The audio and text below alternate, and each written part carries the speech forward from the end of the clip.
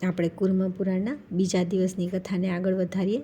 ત્યારબાદ કમળ જેવા વિશાળ નેત્રવાળા, સુંદર રૂપ અને પ્રસન્ન મુખવાળા દેવી લક્ષ્મી ઉત્પન્ન થયા. પવિત્ર હાસ્યવાળા, અત્યંત પ્રસન્ન, મંગલમયી, પોતાના મહિમામાં પ્રતિષ્ઠિત, દિવ્ય કાંતિથી સુસંપન્ન, દિવ્ય માળા વગેરેથી સુશોભિત, અવિનાશી, મહામાયા, મૂળ પ્રકૃતિ રૂપા તે નારાયણી પોતાના તેજથી આ સંસારને પ્રકાશિત કરતા રહીને મારી સમીપ આવીને બેસી ગયા. તેમને જોઈને સંસારના સ્વામી ભગવાન બ્રહ્મા મને કહેવા લાગ્યા કે હે માધવ, સંપૂર્ણ પ્રાણીઓને મોહિત કરવા માટે આ સ્વરૂપાવાળા તે દિવ્ય નિયુક્ત કરો, જેથી મારી આ સૃષ્ટિ વિશેષ રૂપે વૃદ્ધિ પામે.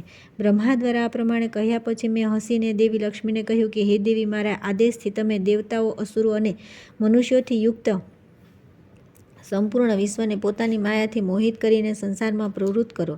પરંતુ જે જ્ઞાનયોગમાં સ્થિત છે, જીતેન્દ્રિય છે, બ્રહ્મનિષ્ઠ છે, બ્રહ્મવાદી છે, ક્રોધરહિત છે તથા સત્યપરાયણ છે, એવા લોકોને દૂરથી જ છોડી દેજો. ધ્યાન કરનારા, મમતા રહિત, શાંત, ધાર્મિક, વેદોના પારંગત, જયપરાયણ અને તપસ્વી વિપ્રોને પણ દૂરથી જ છોડી દેજો.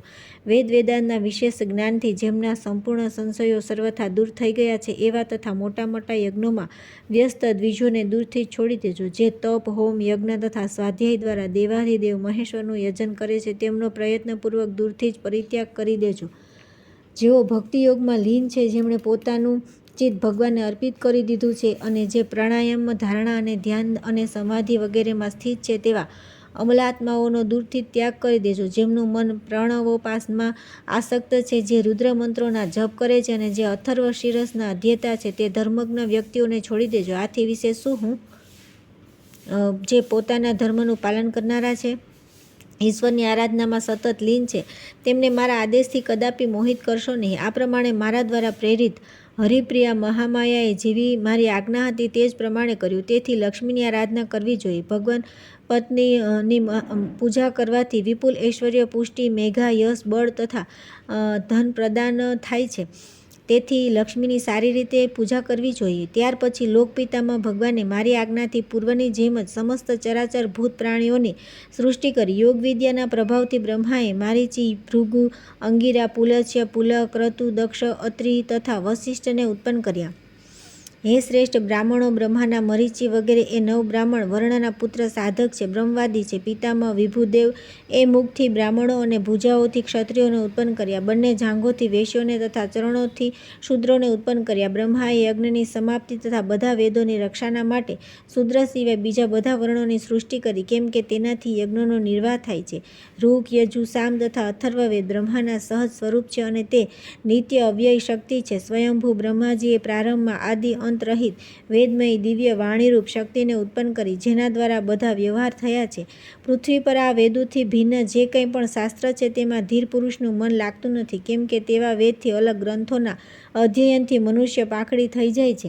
વેદાર્થના જ્ઞાનમાં શ્રેષ્ઠ મુનિઓએ પ્રાચીન કાળમાં જે કાર્ય કરવા યોગ્ય બતાવ્યું છે, તેને પરમ ધર્મ સમજવો જોઈએ.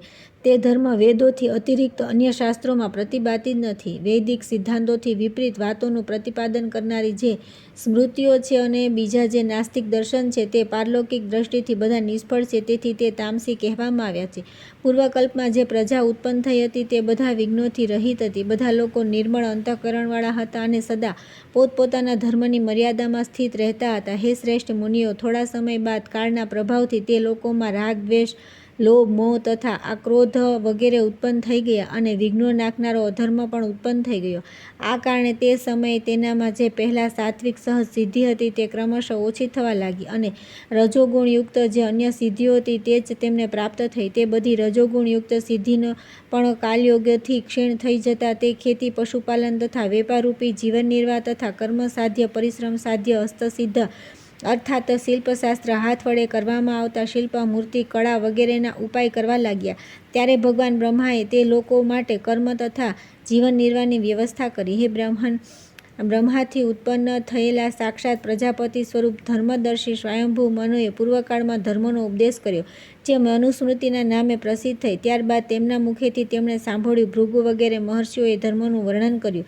શ્રેષ્ઠ બ્રાહ્મણો, યજ્ઞ કરવા, યજ્ઞ કરાવવો, દાન આપવું, દાન લેવું, અધ્યયન અને અધ્યાપન આ બ્રાહ્મણોના 6 કર્મ છે. દાન, અધ્યયન અને યજ્ઞ આ 3 ક્ષત્રિય અને વૈશ્યનો સામાન્ય ધર્મ છે. દંડ વિધાન અને યુદ્ધ ક્ષત્રિયોનું અને ખેતી વૈશ્યનું ઉત્તમ કર્મ છે. દ્વિજાતિઓની સેવા કરવી શૂદ્રો માટે એકમાત્ર ધર્મ સાધન છે. ધર્માનુસાર પાક યજ્ઞ, ઘરમાં કરાતો સાદો યજ્ઞ તથા શિલ્પ વિદ્યા તેમની આજીવિકા છે.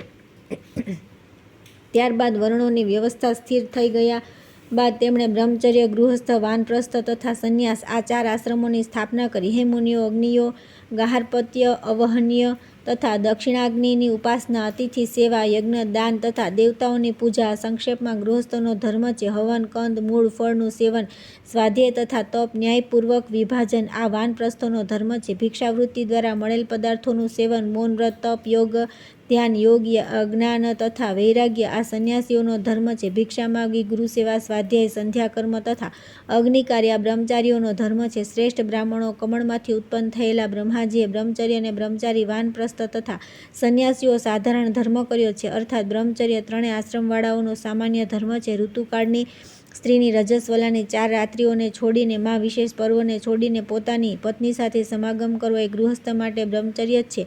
અન્ય રાત્રિઓમાં નહીં. પ્રથમ ગર્ભધારણ સુધી તેને કોઈપણ પ્રકારના પ્રમાદ વિના આ નિયમનું પાલન કરવું જોઈએ. હે વિપ્રેન્દ્રો, આ પ્રમાણે ન કરનાર ગૃહસ્થ ભ્રૂણઘાતી થાય છે. યથાશક્તિ દરરોજ વેદનો સ્વાધ્યાય, શ્રાદ્ધ, અતિથિ સેવા તથા દેવતાઓની પૂજા ગૃહસ્થનો શ્રેષ્ઠ ધર્મ છે. કોઈ બીજા દેશમાં જવાથી અથવા પત્નીના મૃત્યુ પછી પણ ગૃહસ્થ પ્રાતઃકાળે અને સંધ્યાકાળે વિધિપૂર્વક ગાર્હપત્યાગ્નિને પ્રજ્વલિત કરતો રહે. ગૃહસ્થ આશ્રમને 3 આશ્રમો બ્રહ્મચર્ય, વાનપ્રસ્થ અને સંન્યાસનું બીજ કહેવામાં આવે છે, કેમ કે 3 આશ્રમના લોકો ગૃહસ્થાશ્રમ પર જ નિર્ભર છે. તેથી ગૃહસ્થાશ્રમીને સર્વશ્રેષ્ઠ કહેવામાં આવ્યા છે. વેદોનો અભિપ્રાય છે કે માત્ર ગૃહસ્થાશ્રમ જ 3 આશ્રમોનો સમાવેશ થાય છે. તેથી એકમાત્ર ગૃહસ્થ્યને જ ધર્મનું સાધન જાણવું જોઈએ. ધર્મથી રહિત જે અર્થ અને કામ નામક પુરુષાર્થ છે તેમનો પરિત્યાગ કરવો જોઈએ. સાથે સાથે સર્વ પ્રકારના જે લોકવિરુદ્ધ હોય તે ધર્મનું આચરણ ન કરવું જોઈએ. ધર્મથી અર્થની પ્રાપ્તિ થાય છે, ધર્મની જ કામની સિદ્ધિ થાય છે અને ધર્મથી જ મોક્ષ પ્રાપ્ત થાય છે. તેથી ધર્મનો આશ્રય લેવો જોઈએ. ધર્મ, અર્થ અને કામરૂપી ત્રિવર્ગ સત્વ, રજ અને તમરૂપી ત્રિગુણથી યુક્ત. તેથી ધર્મનો આશ્રય ગ્રહણ કરવો જોઈએ. સાત્વિક ગુણોનો આશ્રય લેનારા ઉર્ધ્વલોકને પ્રાપ્ત કરે છે. રાજસી વ્યક્તિ મધ્યલોકમાં રહે છે તથા તમોગુણના કાર્યમાં સ્થિત તામસી લોકો અધોગતિને પ્રાપ્ત થાય છે. જે વ્યક્તિના ધર્મથી સમન્વિત અર્થ તથા કામ પ્રતિષ્ઠિત રહે છે તે આ લોકમાં સુખનો ઉપભોગ કરીને મૃત્યુ પછી મોક્ષ પ્રાપ્ત કરે છે. ધર્મના આચરણથી મોક્ષ પ્રાપ્તિ થાય છે અને અર્થથી કામની સિદ્ધિ થાય છે. આ પ્રમાણે 4 પ્રકારના પુરુષાર્થોમાં સાધન અને સાધ્યનું વર્ણન બતાવવામાં આવ્યું છે. જે માનવ ધર્મ, અર્થ, કામ તથા મોક્ષના મહાત્મ્યને જાણે છે તથા તે પ્રમાણે આચરણ કરે છે તે મોક્ષ પ્રાપ્ત કરવામાં સમર્થ થાય છે. તેથી ધર્મ વિરુદ્ધ અર્થ અને કામરૂપી પુરુષાર્થનો સર્વથા પરિત્યાગ કરીને ધર્મનો આશ્રય લેવો જોઈએ. ધર્મથી જ બધું સિદ્ધ થઈ જાય છે એવું બ્રહ્મવાદીઓનું કહેવું છે. ધર્મ દ્વારા સ્થાવર જંગમાત્મક સંપૂર્ણ વિશ્વ ધારણ કરવામાં આવે છે. આ ધર્મશક્તિ બ્રહ્માજીને તે બ્રાહ્મી શક્તિ છે જે આદિ અંત રહિત છે. કર્મ અને જ્ઞાન બંને દ્વારા ધર્મની પ્રાપ્તિ થાય છે, એમાં કોઈ સંદેહ નથી. તેથી જ્ઞાનની સાથે કર્મયોગનું પણ આચરણ કરવું જોઈએ. પ્રવૃત્ત અને નિવૃત્ત આ પ્રકારના વૈદિક કર્મ 2 પ્રકારના હોય છે. નિવૃત્ત કર્મ જ્ઞાનપૂર્વક તથા પ્રવૃત્ત કર્મ આનાથી ભિન્ન પ્રકારનું હોય છે. નિવૃત્ત કર્મનું સેવન કરનાર તે પરમપદને પ્રાપ્ત કરે છે. તેથી નિવૃત્ત કર્મનું જ સેવન કરવું જોઈએ. આથી વિપરીત કરવાથી સંસારમાં ફરી આવવું પડે છે. ક્ષમા, દમ, દયા, દાન, અલોભ, ત્યાગ, આર્જવ વગેરેની સરળતા, અનસૂયા, તીર્થોનું શરણ અર્થાત ગુરુ અને શાસ્ત્રનું અનુગમન, યા તીર્થ સેવન, સત્ય, સંતોષ, આસ્તિકતા, વેદ વગેરે શાસ્ત્રોમાં શ્રદ્ધા, જીતેન્દ્રિયતા, દેવતાઓની પૂજા, ખાસ કરીને બ્રાહ્મણોની પૂજા, અહિંસા, મધુર ભાષણ, અપિશુનતા, ચાડી ન કરવી તથા પાપ ન કરવું, સ્વયંભૂ મનો એ 4 વર્ણો માટે આ સામાન્ય ધર્મ કહ્યા છે. પોતાના બ્રાહ્મણ ધર્મનું યથાવત પાલન કરનાર ક્રિયાનિષ્ઠ બ્રાહ્મણોને માટે પ્રજાપત્ય સ્થાન તથા સુનિશ્ચિત છે. આ જ પ્રમાણે સ્વધર્મનું પાલન કરનારા વૈશ્ય માટે મારુત સ્થાન અને પરિચર્યારૂપ સ્વધર્મનું પાલન કરનારા શૂદ્ર જાતિવાળાઓ માટે ગંધર્વલોક સુનિશ્ચિત છે. ઉધ્વરેતા 88,000 શૌનક વગેરે ઋષિઓનું જે સ્થાન છે તે જ સ્થાન ગુરુના અંતેવાસી બ્રહ્મચારીઓને પ્રાપ્ત થાય છે. સપ્તર્ષિઓનું જે સ્થાન છે તે જ સ્થાન વનમાં રહેનારા વાનપ્રસ્થીઓને પ્રાપ્ત થાય છે. અને સ્વયંભૂ બ્રહ્માએ ગૃહસ્થોને માટે પ્રજાપત્ય સ્થાનની પ્રાપ્તિ બતલાવી છે. સમાહિચિત યતાત્મા ઉર્ધ્વરેતા સંન્યાસીઓને હિરણ્યગર્ભ નામનું તે સ્થાન પ્રાપ્ત થાય છે જ્યાંથી પુનઃ આવવું પડતું નથી. યોગીઓને માટે અવિનાશી તે વ્યોમ સંજ્ઞક શ્રેષ્ઠ અમર સ્થાન પ્રાપ્ત થાય છે જે આનંદ સ્વરૂપ અને ઈશ્વર ધામ છે. તે જ અંતિમ અને પરમ ગતિઓ છે.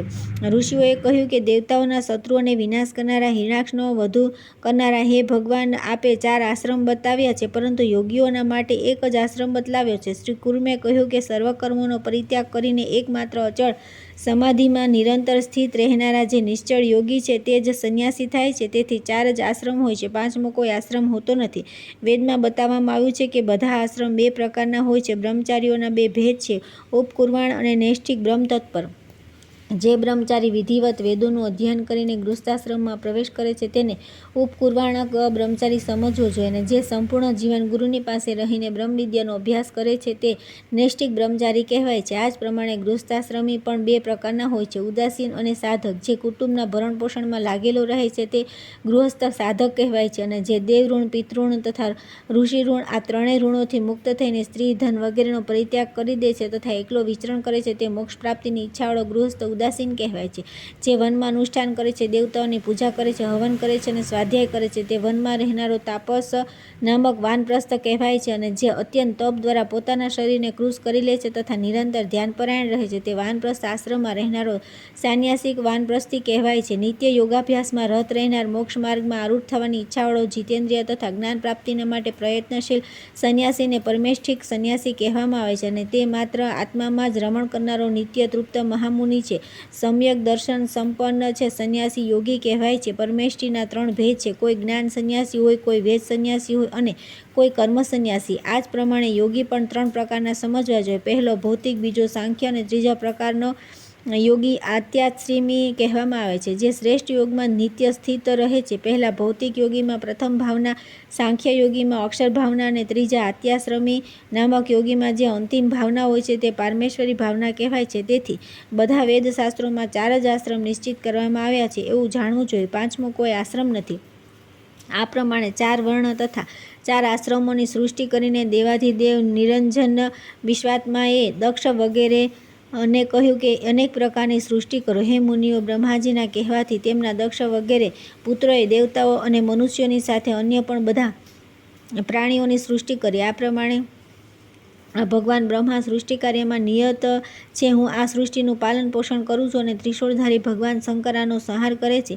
પરાત્પર પરમાત્માના રજ, સત્વ અને તમોગુણના યોગની બ્રહ્મા, વિષ્ણુ અને મહેશ્વર નામની 3 મૂર્તિઓ કહેવામાં આવી છે. આ 3 વિગ્રહ પરસ્પર એકબીજામાં અનુરક્ત તથા એકબીજાના આશ્રિત છે. એ 3 પરમેશ્વર અને લીલાવશ એકબીજાને પ્રણામ કરે છે. હે બ્રાહ્મણો, રુદ્રમાં બ્રાહ્મી, મહેશ્વરી તથા અક્ષર વૈષ્ણવી નામક 3 પ્રકારની ભાવનાઓ સર્વાદ વિદ્યમાન રહે છે. મારામાં પ્રથમ અક્ષર ભાવના નિરંતર પ્રવાહિત થતી રહે છે. ભગવાન બ્રહ્માજીની નિરંતર પ્રવાહિત થતી રહે છે. ભગવાન બ્રહ્માજીની બીજી અક્ષર ભાવના છે. પરમાર્થિક દ્રષ્ટિએ મારામાં અને મહાદેવમાં કોઈ ભિન્નતા નથી. આ જ અંતર્યામી ઈશ્વર પોતાની ઈચ્છાથી પોતાને વિભાજિત કરીને મારા તથા મહાદેવના રૂપમાં સ્થિત છે. દેવતાઓ, અસુરો અને મનુષ્યોની સાથે સંપૂર્ણ ત્રિલોકોનું સર્જન કરવા માટે આ જ પરમ પુરુષે પોતાના પરાત્પર અવ્યક્ત રૂપ દ્વારા બ્રહ્મત્વનો સ્વીકાર કર્યો, અર્થાત તે જ અવ્યક્ત પરમાત્મા સૃષ્ટિ કરવા માટે બ્રહ્મારૂપે વ્યક્ત થયા. તેથી બ્રહ્મા, મહાદેવ તથા પરાત્પર વિશ્વેશ્વર ભગવાન વિષ્ણુ અલગ અલગ કાર્યની દ્રષ્ટિથી એક જ પ્રભુની 3 મૂર્તિઓ છે. તેથી સર્વ પ્રકારના પ્રયત્નોથી વિશેષ કરીને એ 3 વંદનીય છે, પૂજનીય છે. મોક્ષ નામે કહેનારા તે અવિનાશી સ્થાનને જો શીઘ્ર પ્રાપ્ત કરવાની ઈચ્છા હોય તો વર્ણાશ્રમ ધર્મોનું બહુ જ પ્રેમથી પાલન કરીને પ્રતિજ્ઞાપૂર્વક બહુ જ શ્રદ્ધાભાવથી જીવન પર્યંત આનું પૂજન કરવું જોઈએ. હે બ્રાહ્મણો, વિધિપૂર્વક આ પ્રમાણે 4 આશ્રમોનું વર્ણન કરવામાં આવ્યું છે. વૈષ્ણવ, બ્રાહ્મ તથા હર નામના 3 આશ્રમ હોય છે. તે શૈવ, બ્રાહ્મ તથા વૈષ્ણવ આશ્રમોનું લિંગ ચિહ્ન ધારણ કરીને તે દેવતાના ભક્તો પ્રત્યે પ્રેમ રાખીને બ્રહ્મવિદ્યા પરાયણ વ્યક્તિએ આ દેવોનું નિરંતર ધ્યાન પૂજન કરવું જોઈએ. શિવના બધા ભક્તો માટે ચિહ્નરૂપે શિવલિંગ ધારણ કરવું શ્રેષ્ઠ છે. શૈવો શ્વેત ભસ્મથી લલાટમાં ત્રિપુંડ ધારણ કરે છે. જે પરમપદ સ્વરૂપ ભગવાન નારાયણ શરણાગત ભક્ત હોય તેણે લલાટ પર કસ્તુરી વગેરેના સુગંધી જળથી ત્રિશૂળની આકૃતિનું તિલક કરવું જોઈએ. જેઓ ભગવાન બ્રહ્માના ભક્ત છે તેમણે લલાટ પર સદા તિલક કરવું જોઈએ. ઉપર નીચે ભાવપૂર્વક ત્રિપુંડ ધારણ કરવાથી અનાદિ હોવા છતાં પણ જે પ્રાણીઓનો આદિ છે, કલાત્મા છે, તેનું ધારણ થઈ જાય છે. ત્રિશૂળ ચિહ્ન ધારણ કરવાથી જે ત્રિગુણાત્મક પ્રધાન બ્રહ્મા, વિષ્ણુ તથા શિવ સ્વરૂપ છે તેમનું ધારણ અવશ્ય થઈ જાય છે. તિલક કરવાથી જે આદિત્ય મંડળનું પ્રકાશમાન બ્રહ્મ તેજમય ઐશ્વર્યયુક્ત સ્થાન છે તેનું ધારણ થઈ જાય છે. તથા શૈવ, વૈષ્ણવ તથા બાહ્ય ત્રણેય પ્રકારના ભક્તોએ વિધિપૂર્વક મંગલમય તથા દીર્ઘ આયુ પ્રદાન કરનારા ત્રિશૂળનું ચિહ્ન તથા તિલક કરવું જોઈએ. વર્ણ તથા આશ્રમના વિધિવિધાનને જાણનારા શાંત, દાન, જીતેન્દ્રિય તથા ક્રોધજીએ યજ્ઞ, અગ્નિમાં હવન, જપ તથા દાન કરવું જોઈએ. આ પ્રમાણે જીવન પર્યંત સમાહિત ચિત્તે દેવોની આરાધના કરવી જોઈએ. આવું કરવાથી તેને શીઘ્ર અચળ સ્થાનની પ્રાપ્તિ થાય છે. ત્યાર પછી આવે છે અધ્યાય 3.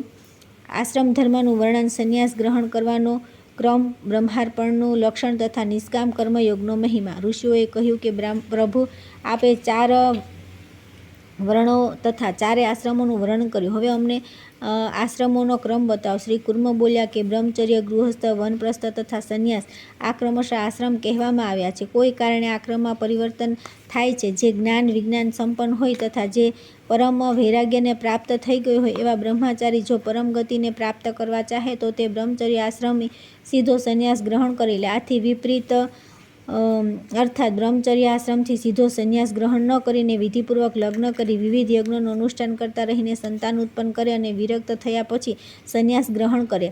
બુદ્ધિમાન ગૃહસ્થ જે દ્વિજે વિધિપૂર્વક યજ્ઞોનું અનુષ્ઠાન તથા સંતાનો ઉત્પન્ન કર્યા વિના ગૃહસ્થાશ્રમનો પરિત્યાગ કરીને સંન્યાસ ગ્રહણ કરવો ન જોઈએ. શ્રેષ્ઠ વિદ્વાન દ્વિજ જો તીવ્ર વૈરાગ્યના વેગના કારણે ગૃહસ્થાશ્રમમાં રહેવા ઉત્સુક ન હોય તો યજ્ઞ કર્યા વિના પણ તે સંન્યાસ ગ્રહણ કરી લે. અન્યથા વિવિધ યજ્ઞોનું સંપાદન કરીને વનનો આશ્રય લેવો જોઈએ તથા તપોયોગ દ્વારા તપ કર્યા બાદ જો વૈરાગ્ય થઈ જાય તો સંન્યાસ લેવો જોઈએ. વાનપ્રસ્થાશ્રમમાં ગ્રહણ કરીને ફરી ગૃહસ્થાશ્રમમાં પ્રવેશ કરવો ન જોઈએ. સંન્યાસી વાનપ્રસ્થ આશ્રમમાં પાછો ન આવે અને ન સાધકે ગૃહસ્થ બ્રહ્મચાર્યાશ્રમમાં પાછો જાય. વિદ્વાન ગૃહસ્થ દ્વિજ પ્રજાપત્ય ઇષ્ટ અથવા અગ્નિય ઇષ્ટનું સંપાદન કરીને સંન્યાસ ગ્રહણ કરે યા વૈદિક વિધાન અનુસાર વાનપ્રસ્થથી સંન્યાસ આશ્રમમાં પ્રવેશ કરે. હવન તથા યજ્ઞ સંબંધી ક્રિયાઓને કરવામાં અસમર્થ હોય તો પણ અંધ, લગડો તથા દરિદ્ર દ્વિજ વૈરાગી થયા પછી સંન્યાસ ગ્રહણ કરે. બધાના માટે સંન્યાસ માટે વૈરાગ્ય હોવો જરૂર છે. આસક્તિયુક્ત પુરુષ સંન્યાસ ગ્રહણ કરવા ઈચ્છે તે અવશ્ય પતિત થઈ જાય છે.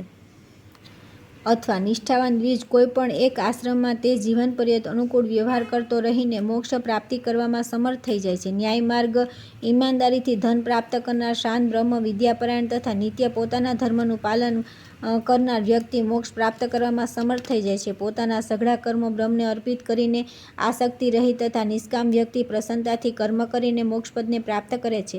આપવા યોગ્ય પદાર્થ બ્રહ્મ દ્વારા જ પ્રાપ્ત થાય છે અને બ્રહ્મને જ આપવામાં આવે છે. આ જ શ્રેષ્ઠ બ્રહ્માર્પણની ભાવના છે. હું કરતા નથી અને જે કંઈ પણ કર્મ કરવામાં આવે છે તે બ્રહ્મ જ કરે છે. આને તત્વદ્રષ્ટા ઋષિઓએ બ્રહ્માર્પણ નામે કહ્યું છે. મારા આ કર્મથી સનાતન ભગવાન ઈશ્વર પ્રસન્ન થાઓ. આ ભાવનાથી કરવામાં આવેલ કર્મ શ્રેષ્ઠ બ્રહ્માર્પણ છે. અથવા પરમેશ્વરમાં બધા કર્મફળનો સંન્યાસ કરે આ પણ શ્રેષ્ઠ બ્રહ્માર્પણ છે. વિદ્વાન વ્યક્તિ દ્વારા આસક્તિ રહિત જે કર્તવ્ય બુદ્ધિથી કરવામાં આવે છે તે કર્મપદ મોક્ષપ્રદ છે. આનાથી વિપરીત દ્વિજ નિત્ય કર્મ કરતો પણ રહે અને કર્મફળમાં આસક્તિના કારણે તે કર્મફળના બંધનથી બંધાય છે. તેથી અવિદ્વાન વ્યક્તિએ પણ સર્વ રીતે કર્મફળનો ત્યાગ કરીને કર્મ કરે તો તેને શીઘ્ર પરમપદ પ્રાપ્ત થાય છે. કર્મથી વ્યક્તિનો આ જન્મ તથા પૂર્વજન્મના પાપ નષ્ટ થઈ જાય છે. ત્યારબાદ ચિત્તની પ્રસન્નતા પ્રાપ્ત થાય છે અને પછી તેને બ્રહ્મનું પૂર્ણ જ્ઞાન થઈ જાય છે. કર્મયુક્ત જ્ઞાનથી પૂર્ણ યોગની પ્રાપ્તિ થાય છે અને કર્મયુક્ત જ્ઞાન દોષરહિત હોય છે. તેથી કોઈ પણ આશ્રમમાં રહીને સર્વ પ્રકારના પ્રયત્નોથી ભગવાનની પ્રસન્નતા માટે કર્મ કરતા રહેવું જોઈએ. આનાથી નૈષ્ય કર્મની પ્રાપ્તિ થાય છે. પરમ જ્ઞાનને પ્રાપ્ત કર્યા પછી તેના પ્રભાવથી નૈષ્ય કર્મની સિદ્ધિ કરીને તે એકાકી, મમતા રહિત તથા શાંત જીવન દરમિયાન જ મુક્તિ પ્રાપ્ત કરી લે છે અર્થાત જીવન મુક્ત થઈ જાય છે. અવ્યક્તથી ઉત્પન્ન મનને પ્રથમ વિચાર માનવામાં આવ્યું છે. આ કારણે તે કર્તા તથા ભૂતાદિકોને જુએ છે. વૈકારિક અહંકારથી વૈકારિક સૃષ્ટિ ઉત્પન્ન થાય છે. ઇન્દ્રિય તેજસ છે અને ઇન્દ્રિયોના અધિષ્ઠાતા 10 દેવતા વૈકારિક છે. તેમનામાં 11મી ઇન્દ્રિય મન પોતાના ગુણના કારણે ઉભયાત્મક છે. આ ભૂત તન્માંત્રાઓની સૃષ્ટિ છે. ભૂતાદિકોથી જ પ્રજા ઉત્પન્ન થઈ. વિકારશીલ ભૂતોએ શબ્દ તન્માંત્રાને ઉત્પન્ન કરી. તે શબ્દ તન્માંત્રાથી શબ્દ લક્ષણવાળા તથા અવકાશ સ્વરૂપ આકાશની ઉત્પત્તિ થઈ. વૈકારિક આકાશે શબ્દ તન્માંત્રાને ઉત્પન્ન કરી. તેનાથી વાયુની ઉત્પત્તિ થઈ અને વાયુનો ગુણ સ્પર્શ છે.